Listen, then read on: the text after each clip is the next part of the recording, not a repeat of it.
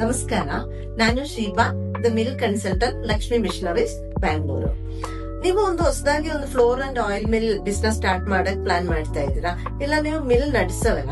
ಈಗ ಈ business profitable ಇದೆ ಅಂತ ನೀವು ಥಿಂಕ್ ಮಾಡ್ತಾ ಇದ್ದೀರಾ. ಈ ಕಾಲದಲ್ಲಿ ಒಂದು flour and oil mill business ಲಾಭಕರವಾಗಿ ನಡೆಸ್ಕೊಂಡು ಹೋಗುವುದು ಎಂತದ್ದು ಒಂದು ಸ್ವಲ್ಪ ಕಷ್ಟವಾಗಿರೋದು ಕಾರ್ಯ.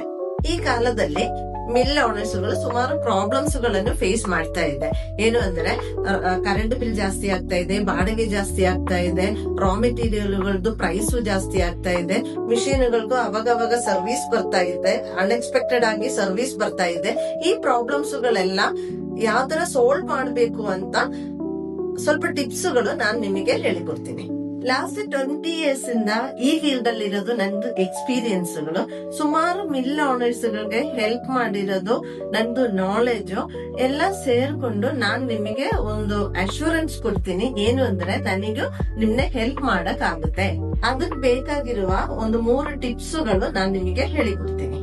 ಮಾಡರ್ನ್ ಟೆಕ್ನಾಲಜಿ ಯೂಸ್ ಮಾಡ್ಕೊಂಡು ತಯಾರಿಸುವ ಮಿಷಿನ್ಗಳನ್ನೇ ನೀವು ಪೌಡರ್ ಮಾಡಿದರೆ ನಮಗೆ ಕರೆಂಟ್ ಕನ್ಸಂಪ್ಷನ್ ತುಂಬಾ ಕಮ್ಮಿ ಆಗುತ್ತೆ, ಜೊತೆಲು ಹಸಿಟ್ಟು ಫುಲ್ ಫೈನ್ ಆಗಿ ನಮಗೆ ಸಿಗುತ್ತೆ.